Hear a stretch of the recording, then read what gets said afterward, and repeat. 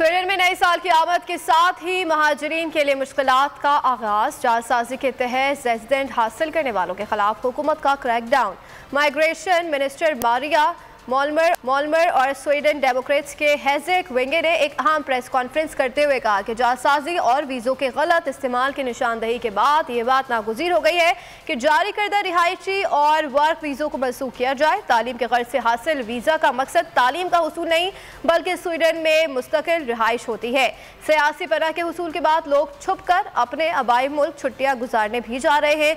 उन्होंने मजीद बताया कि स्वीडन में डेनमार्क तर्ज के स्टॉप एंड सर्च जोन बनाए जाएंगे जिसमें किसी भी फर्द की तलाश के लिए पुलिस को वारंट की जरूरत नहीं होगी।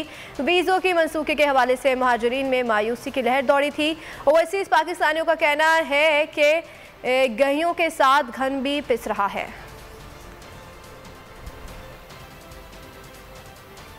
हकीकी आजादी की जंग में बोल भी कप्तान के हम कदम। इलेक्शन कराओ मुल्क बचाओ की लाइव ट्रांसमिशन दिखाई लम्हा ब लम्हा सूरत हाल।